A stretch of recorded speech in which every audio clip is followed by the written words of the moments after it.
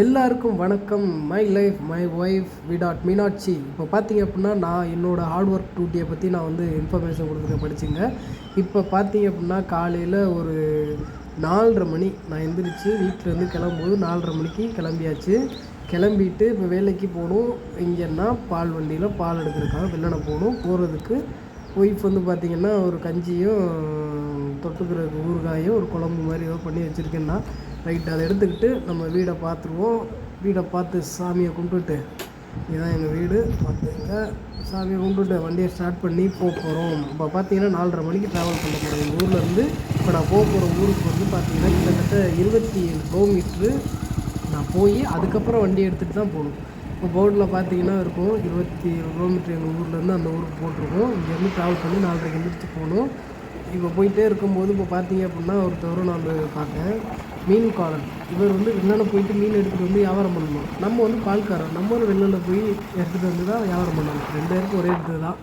இப்போ பார்த்தீங்கன்னா இதை எங்கள் ஊரோட முக்கம் ஒரு பைபாஸ் ஏரியாச்சு. இனி நம்ம வண்டி சல்லுன்னு போகுது. இப்போ பார்த்தீங்கன்னா உழைக்கிற எல்லாருமே 4:30 மணிக்கு நான் ட்ராவல் பண்ணி போகும்போது நிறையா பேரை நான் பார்ப்பேன். ஏகப்பட்ட பேர் கஷ்டப்படுற சில பேர் எல்லாருமே இப்போ பார்த்திங்கன்னா இந்த டயத்தில் தான் எல்லாருமே போயிட்டுருப்பாங்க ரோட்டில். அப்போ அவங்களெல்லாம் பார்த்துட்டு போகல நம்மளாம் ஒரு சாதாரணம் அப்படின்ற மாதிரி தான் நினச்சிட்டு போவேன். இப்போ ஹார்ட் ஒர்க் விளாக்னு சொல்லிக்கிட்டே இருந்தேன். அதோட இதுதான் இப்போ வந்து நான் என்னோடய ஒரு நாள் வேலை நான் எவ்வளோ சம்பாதிக்கிறேன் என்னன்றதை பற்றி நம்ம பேச போகிறோம்.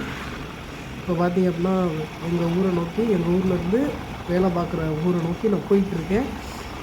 போயிட்டே இருக்கும்போது இந்த எக்ஸாம்பிள் வர லைட்டை வந்து ட்ரிம் பண்ணவே மாட்டாங்க. நம்ம பண்ணாலும் அவை பண்ணுறதுல இருட்டாக இருக்கும். நம்ம வண்டியில் கொஞ்சம் லைட்டோட பவர் வந்து ரொம்ப கம்மியாக இருக்குது.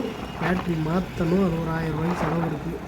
இந்த இடத்த பார்த்துக்கிட்டிங்கன்னா இந்த இடத்துல வந்து கிட்டத்தட்ட ஒரு நிறைய ஏகப்பட்ட பேர் இறந்துருக்காங்க. இந்த பேரிகாட்டில் இருந்து இன்னொரு 2 பேரிகாட் வரைக்கும். அதனால் இந்த இடத்துல வந்து நடுவில் வந்து இந்த கம்பு மாதிரி வச்சுருக்காங்க. ஏன் அப்படின்னு பார்த்தீங்கன்னா இது வந்து ஒரு பஸ்ஸு ஒரு ஃபேமிலியாக க்ளோஸு, ஒரு சாமி பக்தர்கள் ஒரு 5-6 பேர் க்ளோஸு. இந்த மாதிரி ஏகப்பட்ட ஆக்சிடெண்ட் இந்த இடத்துக்குள்ளே.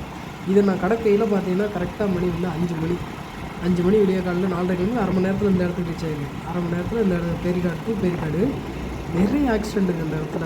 அதனால் இந்த பக்கத்தில் போலீஸ் ஸ்டேஷன் இருக்குது. அவங்களே பார்த்திங்கன்னா நடுவில் இது போட்டு தடுப்பெல்லாம் வச்சுட்டு பைபாஸில் பார்த்திங்கன்னா இந்த மாதிரி பேரிகாடு வச்சு பண்ணிடுறாங்க.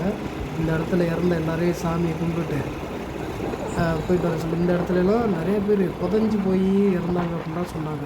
இந்த மாதிரி இடம் அது. சரி ரைட்டு இதெல்லாம் பார்த்துட்டு அடுத்து நம்ம போய்கிட்டே இருக்கும்போது பார்த்திங்க அப்படின்னா இது ஒரு சர்ச் வரும். அந்த மூலையில் சர்ச் கிட்டா ஏசப்பாவை ஒரு கொண்டு போட்டுட்டு இங்கேருந்து நம்ம போகிறோம். ஏசப்பாவையும் கொண்டுட்டு அவரையும் கைக்கில் வச்சுக்கணும்ல. எல்லாரையும் கைக்கில் வச்சுக்கிட்டாதே நம்ம நல்லபடியாக போய் சம்பாதிச்சு வரலாம். இப்போ அடுத்து பார்த்திங்க அப்படின்னா போய்கிட்டே இருக்கும்போது இங்கே ஒரு பாலம் வரும். நம்ம இந்த ஊரை ரீச் பண்ணுறதுக்கான பாலம். அந்த பாலத்தில் பார்த்துட்டு அப்படியே ஜாலியாக அப்படியே இந்த பக்கம் பார்த்திங்கன்னா தண்ணி போகிற பாலம் இதுதான். ஆனால் தண்ணியெல்லாம் இப்போ போகிறதில்ல. பட் சும்மா ஒரு ஓப்பன் பிளேஸாக இருக்கும். ஓப்பன் பிளேஸுங்கிற மாதிரி சும்மா ஒரு பாலம் மாதிரி ஆறு போகிற மாதிரி இடம் இருக்கும். அப்புறம் அப்படியே போயிட்டே இருக்கும்போது பார்த்திங்க அப்படின்னா கண்ணில் அந்த பூச்சி விழுவும் தெரியுங்களா. நைட் ட்ராவல் பண்ணால் எல்லாருக்கும் தெரியும். பூச்சி ஒன்று கண்ணுக்குள்ளே வந்துருச்சு. அதை வந்து அது பெரிய பூச்சி நினைக்கிறேன். அதை எடுத்துகிட்டு அந்த கண்ணை கசக்கி போட்டு கண்ணை மூடிக்கிட்டே இருந்தால் செத்துரும் அப்படின்ற மாதிரிலாம் சொல்லுவாங்க. ஆக்சிடென்ட் பார்த்தாமல் அங்கே இருந்து அப்புறம் கொஞ்சம் தூரத்தில் டக்குன்னு கிளம்பிட்டேன். அப்புறம் பார்த்திங்கன்னா இந்த ஆர்ச்சு தான் நூற்றாண்டு கண்ட இந்த ஊருக்குள்ளே நம்ம வந்து இப்போ என்ட்ரு ஆகிறோம். இப்போ என்ட்ரு ஆகும்போது பார்த்திங்கன்னா மணி 5:30 ஆச்சு. 4:30 ஆச்சு. 5:30 1 மணி நேரம் ட்ராவலு. ஏன்னா இந்த பூச்சிக்கு இந்த லைட்டு வெளிச்சம் பத்தாமல் இருக்கிறனால கொஞ்சம் ஸ்லோவாகவே வந்துடும். இந்த இடத்துக்கு வந்தாச்சு. இப்போ கொஞ்சம் ஓனர் வீட்டுக்கு பக்கத்தில் வந்தாச்சு. பார்த்திங்கன்னா இப்போ ஊட்டுற மத்தியில் வந்து மாஸ்க்கை மாட்டிக்கிட்டு நம்ம தான் சரி ரைட்டு இங்கே இருந்துக்கிட்டு அப்படியே நேராக ஓனர் வீட்டுக்கிட்ட பக்கத்தில் வந்துட்டு ஓனர் வீட்டுக்கு முன்னாடி வண்டியை நம்மளோட சாவி எடுத்துக்கிட்டு நேராக எங்கே போனோம் அப்படின்னா ஓனர் வீட்டுக்கு போயிட்டு ஓனரோட மொபைல் வாங்க போகிறோம். ஏன் அந்த மொபைல் வாங்குகிறேன் அப்படின்றத சொல்கிறேன். மொபைலும் சாவியும் வாங்குறதுக்கு ஓனர் வீட்டுக்கு போயாச்சு. ஓனர் கால் பண்ணியாச்சு. கொஞ்சம் நேரத்தில் வந்து கொடுத்தாச்சு. இதுதான் ஓனரோட ஃபோனு. ஓனரோட ஃபோனை வாங்கிட்டு நம்ம வந்து இப்போ நம்மளோட ஜாக் அவரை நோக்கி போயிட்டுருக்கோம். ஜாக்கி வாங்க அப்படின்னு சொல்கிறாரு. அவர் வாங்க அப்படின்னு நம்மளை வரவேற்கிறாரு. சாப்பாடு கூட எல்லாத்தையும் வச்சுட்டு அப்படியே ரிலாக்ஸாக ஒரு நெளிச்சிட்டு அடுத்து இந்த வண்டியை எடுத்துக்கிட்டு நம்ம வந்து பால் எடுக்கிறதுக்காக போகிறோம். வண்டியை ஸ்டார்ட் பண்ணுவோம். ஆண்டவா எல்லோரும் நல்லபடியாக போயிட்டு எல்லோரும் நல்லபடியாக வரணும்னு வேண்டிக்கிட்டு வண்டியை ஃபஸ்ட்டு கீரை போட்டு மூவ் பண்ண வேண்டியது தான். மூவ் பண்ணியாச்சு. இப்போ நம்ம வந்து இங்கேருந்து பால் எடுக்கிற இடத்துக்கு எவ்வளோ தூரம்னு பார்த்தீங்கன்னா ஒரு 2 கிலோமீட்டர் போகணும். பார்த்துங்க, இங்கேருந்து 2 கிலோமீட்டர், ஒரு 40 ஸ்பீடில் போனால்தான் கொஞ்சம் டக்குன்னு போகலாம். வெள்ளனை போனால் தானே பால் எடுத்துகிட்டு வர கரெக்டாக இருக்கும். நமக்கு பார்த்தீங்கன்னா ஊரும் டிஸ்டன்ஸ் அதிகம். ஏன்னா 25 கிலோமீட்டர் அங்கிட்டிருந்து இங்கே வந்து பால் எடுத்துகிட்டு வரணும். ஓனர் வீட்டுக்கு போகணும், அங்கே ஒரு சில ஃபார்மாலிட்டிஸ் ஃபோன் வாங்கணும், சாவி வாங்கணும், இந்த ஒரு இதெல்லாம் இருக்குது. அதெல்லாம் டைம் ஆயிரும் எப்படியும். அப்புறம் இங்கேருந்து நம்ம பால் எடுக்கிற இடத்துக்கு போயாச்சு. இந்த கிரவுண்டில் தான் பால் எடுக்க போகிறோம். இப்போ வந்து பால் உங்களுக்கு என்ன பால்னு தெரிஞ்சிருக்கும், என்ன பால் வண்டி ஓட்டுறேன் அப்படின்றது. இதை பார்த்தோன்னே கிரேடு, எம்டி கிரேடு இதெல்லாம் அடுக்கி வச்சிடணும். இது கணக்கு காமிக்கணும். நம்ம எம்டி கிரேடு அடுத்த நாள் கரெக்டாக இருக்கணும். நம்ம அடுத்த வீடியோவில் வந்து ஆரோக்கிய பால் சரி சொல்லிட்டேன்னா ரைட், அவங்கள பற்றி நம்ம இந்த எம்டி கிரேடரை இறக்கி வச்சாச்சு. நம்மளோட செக்ஷன் தான் இறக்கி வச்சுட்டு இப்போ பால் இருக்கிற இடத்துல வண்டியை பின்னாடி ரிவர்ஸில் கொண்டு வந்து வரிசையாக அடிக்கிற வேண்டியதை அடிச்சுட்டு சூரிய நமஸ்கார் என்ன பண்ணுறேன், சூரிய நமஸ்கார் பண்ணிவிட்டு அதுக்கப்புறம் ஃபோன் எடுத்து, ஓனர் ஃபோன் எதுக்குன்னு கேட்டிங்களா, ஓனர் ஃபோனை எடுத்துகிட்டு அந்த இதை அட்டனன்ஸ், இது வந்து அட்டனன்ஸ் மாதிரி ஃபோட்டோ போடணும். இது வந்து பில்லில் ஒரு ஃபோட்டோவும் நம்மளோட வண்டியை ஒரு ஃபோட்டோவும் எடுத்து அப்லோட் பண்ணணும். அந்த அட்டனன்ஸ் மாதிரி இருக்கும் ஒரு இதில், அதில் அப்லோட் பண்ணணும் நம்ம வண்டியை. இதான் நம்ம வண்டி. அதை அப்லோட் பண்ணிட்டோம்னா ஒரு சக்ஸஸ்ன்னு வரும். செக்இன் ரிப்போர்ட்டில் அடுத்து போய்ட்டு செக் பண்ணிக்க வேண்டியதான். செக் பண்ணியாச்சா? ஓகே, செக் பண்ணியாச்சு. இப்போ அடுத்து பார்த்திங்கன்னா ஒரு மணி நேரத்தில் இதுதான் பால் மேலேருந்து எடுத்து கொடுப்பாங்க. பால் கண்டெய்னர், பெரிய கண்டெய்னரில் பால் வந்து இறங்கும். இதில் வந்து ஒவ்வொரு 10 வண்டி நிற்கிதா, 10 வண்டிக்கு வரிசையாக இறக்குவாங்க. மொதல் வண்டி, 2ஆவது வண்டி, 3ஆவது வண்டின்னு கேட்டு வரிசையாக வந்து பால் இறக்குவாங்க. இப்போ நம்ம வண்டிக்கு பார்த்திங்கன்னா ஒரு 1 ஹவர் ஆச்சு. 6:30 மணி ஆச்சு, 6:30 ஆச்சு. இந்த டயத்தில் இவ்வளோ ஏறிடுச்சு. அப்புறம் பார்த்திங்கன்னா ஒரு 7:45 ஏற்றி முடிச்சாச்சு. நம்ம கிரேடு, கப்பு தயிர், டேமேஜ் பால் எல்லாமே பார்த்துட்டு வாங்கியாச்சான்னு பார்த்துட்டு டோரை லாக் பண்ணிவிட்டு நம்ம இங்கேருந்து நம்ம அடுத்து எங்கே போகிறோம்னா கடைக்கு போகணும். நம்மளோட கடைக்கு நோக்கி வண்டி போயிட்டுருக்கு. கடைக்கு போயிட்டு அங்கே வந்து பில்லு இதெல்லாம் ஒப்படைச்சிட்டு அதுக்கப்புறம் அந்த வந்தாச்சு. நம்ம கடைக்கு வந்து கடையில் வந்து இவள் சேர்த்து நிப்பாட்டியாச்சு. நிப்பாட்டிட்டு பில்லை கொண்டு போயிட்டு ஓனர் கையில் ஒப்படைக்கணும். ஃபஸ்ட்டு ஒப்படைச்சிட்டு எல்லாம் பால் கரெக்டாக வந்திருக்கான்னு அவங்க செக் பண்ணுவாங்க. செக் பண்ணிவிட்டு அதுக்கப்புறம் நம்ம கடைக்கு தேவையான பாலை வந்து இறக்கி விட்டுட்டு நம்ம லைனுக்கு தேவையான பாலை எடுத்துக்கிட்டு நம்ம கொஞ்சம் நேரத்தில் புறப்பட போகிறோம். சரிங்களா? இப்போ கடைக்கு தேவையானதெல்லாம் எடுத்துட்டு நமக்கு தேவையானதை எடுத்துகிட்டு இப்போ நம்ம இங்கேருந்து கிளம்ப போகிறோம். காலைல பார்த்திங்கன்னா போர்ஸ்லாம் விட்டிருக்கோம், என்னென்ன படம் ரிலீஸ் அப்படின்னு. நம்ம எங்கேயும் போக முடியாது. அதனால் இங்கேருந்து நம்ம நேராக வண்டி ஸ்டார்ட் பண்ணியாச்சு. மொதல் வேலையாக கடைக்கு நோக்கி போக போகிறோம். இப்போ பார்த்தீங்க அப்படின்னா நான் எப்போதும் என்னோடய ஃப்ரெண்டுகள்லாம் நிறையா பேர், நல்ல கம்மியான பேர் தான். ஒரு ஃப்ரெண்டு இந்த ஆயாக்கு ஒரு செலவு போட்டுட்டு இல்லையா கீரையெல்லாம் வேணாம் எப்போதும் நான் ஏதோ கொடுப்பேன், கையில் இருக்கிறத கொடுத்துட்டு எப்போ வருவாங்கட்டு சரி அங்கிட்ட எப்போ வருவேன். இந்த ஆயா கீரை விற்கிறாயா, சரி வெயில் மழை பார்க்காம போயிட்டு திரிவாங்க கூடயா.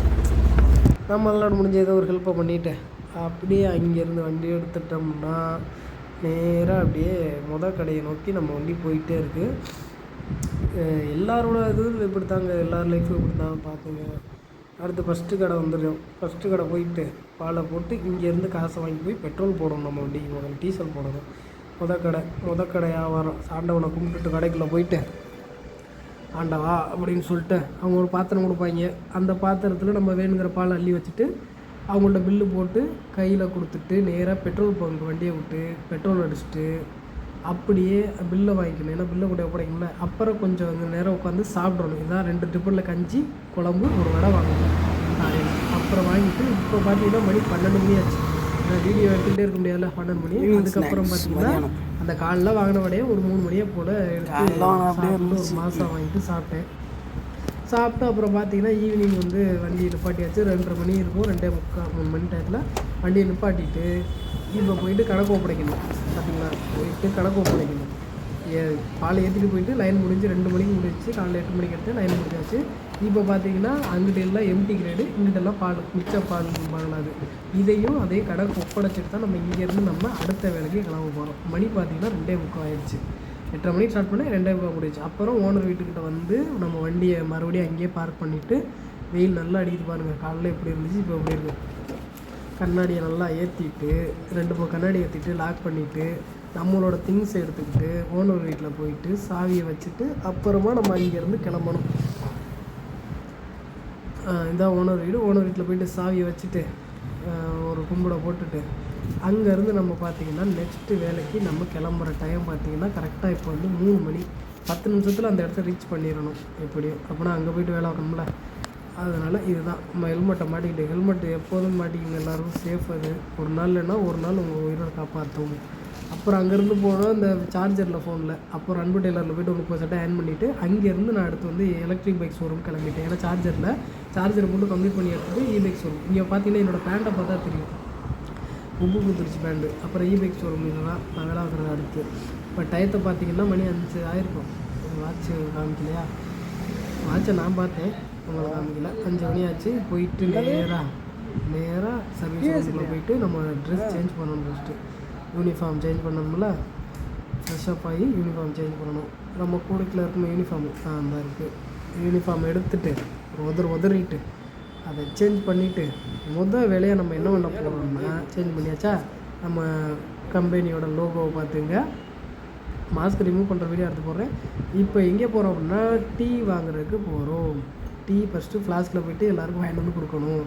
இப்போ என்னோடய ஃப்ரெண்டை ஒரு ஆளை வந்து வீடியோ எடுக்க சொல்லி அப்படியே டீ வாங்க போகிற மாதிரி ஒரு ஆக்ஷனு. ரைட்டு, சரி வரையிலடா அப்படின்னு வரையிலேயே அதே மாதிரி டீ வாங்கிட்டு வரதுல வீடியோ எடுத்தா அப்படி. அப்புறம் அப்படியே டீயை சாப்பிட்டுட்டு நெக்ஸ்ட்டு ஒர்க்கு பார்த்திங்க அப்படின்னா வண்டியை க்ளீன் பண்ணணும். எல்லா வண்டிகளையும் துடைச்சி விட்றதான் நம்மளோட நெக்ஸ்ட்டு வேலை. நீட்டாக துடைக்கணும். வந்தோடனே டீயை குடிச்சோம்னா அடுத்த வேலையை பார்த்தோமான்னு இருக்கணும். வந்துட்டு தூங்கிடக்கூடாது, ரெஸ்ட் எடுத்துடக்கூடாது.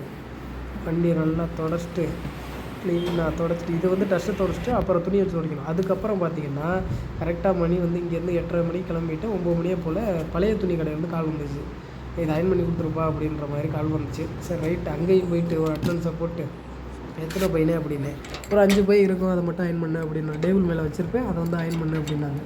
ஃபுட்டு சாவி அங்கே வச்சுட்டு வந்திருக்கேன் அப்படின்னா சாவியை எடுத்துகிட்டு நம்ம போயிட்டு நேராக 8:30 மணி 9 மணி போல் சாப்பாடு வாங்கிட்டு கடையில் இந்த மேலே வச்சுருக்க பையன் மட்டும் இப்போ வந்து நம்ம வந்து அயன் பண்ணிவிட்டு அங்கேருந்து நம்ம அடுத்து கிளம்பியே ஆகணும். ஏன்னா கம்பெனிக்கு போகணும்ல, அங்கே வெயிட்டிங்கு, அதை அர்ஜென்ட் இதை மட்டும் அயன் பண்ணு அப்படின்னு நான் டேபிள் மேலே உள்ளதை. சரி ரைட்ண்ணே உங்களுக்காக பண்ணி தர்றேன் அப்படின்னு சொல்லிட்டு கஷ்டத்தை பார்க்காம அங்கேருந்து நம்ம வந்து அயன் பண்ணி ஃபினிஷிங் பண்ணதை இந்த கொஞ்சம் நேரத்தில் வீடியோ வரும். இதை மட்டும் முடிச்சுட்டு நம்ம அடுத்து போக வேண்டியது. இந்த இவ்வளோ தான். இது முடிக்கிறதுக்கு எனக்கு 11 மணி ஆகும். ஒரு அரை மணி நேரமாக என்னமோ ஆச்சுன்னு நினைக்கிறேன். அப்புறம் பார்த்திங்கன்னா கார்மெண்ட்ஸ்குள்ளே ரீச் ஆகும்போது மணி 11 மணி ஆயிடுச்சு. கார்மெண்ட்ஸ் கம்பெனி தான் வேலாகிற கம்பெனி. இதான் நான் இந்த மூடையில் உள்ளதை இன்றைக்கி முடிச்சாகணும். டைனிங் டேபிளுக்கு எடுத்துகிட்டு வர்ற வீடியோவை சும்மா எடுத்தேன் எங்களுக்கு ஃபோனை வச்சு. இதை முடிச்சுட்டு தான் அடுத்து வந்து நம்ம வந்து சூப்பர் டெய்லருக்கு போய் ஆகணும். ரொம்ப அர்ஜென்ட்டு, ஒரு காலேஜோட இது பிடிக்குன்னு சொல்லி இந்த மூடையை முடிச்சுட்டு இங்கேருந்து நம்ம சூப்பர் டெய்லர் போயாச்சு. சூப்பர் டெய்லர் இங்கே போயிட்டு பார்த்திங்கன்னா காலேஜோட உருப்படி இருக்குது, கேர்ள்ஸோட டாப்பும் பேண்ட்டும் இருக்குது, அது இல்லாமல் கொஞ்சம் பேண்ட்டு இருக்குது, பாய்ஸோட பேண்ட் அப்படின்னு சொல்லி இதில் எடுத்தால் இதில் பார்த்திங்கன்னா ஒரு 70-80 உருப்படி தெரிஞ்சு. ரைட்டு, இதையும் முடிச்சு கொடுத்துட்டு நம்ம பெரிய காலையில் அப்படியே பாராட்டு போயிடுவோம். வீட்டுக்கு போவேனா? வீட்டுக்கு போக முடியாது, எல்லாமே தான் ஒரு கடையில் சாப்பிட்டு இருந்தோம்னா அடுத்த இந்த வேலையை முடிக்கிறதுக்குள்ளே எனக்கு வந்து காலையில் 4 மணி ஆயிரும். ஏன்னா ரொம்ப ஒடுக்குங்க. சொல்கிறதுக்கு ஈஸியாக இருக்குது, இடத்துல இருந்து பார்த்தா தான் உங்களுக்கு தெரியும். காலையில் ஒரு 4 மணிக்கு எழுந்திரிச்சு பார்த்தோம்னா இந்த இதெல்லாம் முடிச்சு கிடக்கும். ஓட வந்து பார்க்கல முடிச்சிருக்கோமே தவிர இதோட கஷ்டம் நான் என்ன பட்டேன்றது எனக்கு தான் தெரியும். அங்கே பார்த்து இங்கே பார்த்து அப்படின்ற மாதிரி நமக்கு தேவை காசு இருந்தால் தான் குடும்பத்தை ரன் பண்ணலாம். அதனால் நம்ம முதல்ல உழைக்க வேண்டியது இருக்குது. இதுதான் நம்ம அயனிங் டேபிள் பார்த்தீங்கன்னா டைம் வச்சுட்டேன். இந்த இது தண்ணி ஊற்றி அயன் பண்ணுற ஸ்டீமர். அங்கேருந்து அப்புறம் நம்ம கிளம்பணும். இதெல்லாம் அடுத்து நாளைக்கு ரெடி பண்ணணும் அப்படின்னு சொல்லியிருந்தாங்க. சரி ரைட்டு, நாளைக்கு பார்ப்போம்னு சொல்லிட்டு 4:30 மணிக்கு திரும்பவும் பால் வண்டிக்கு போயாச்சு. நன்றி.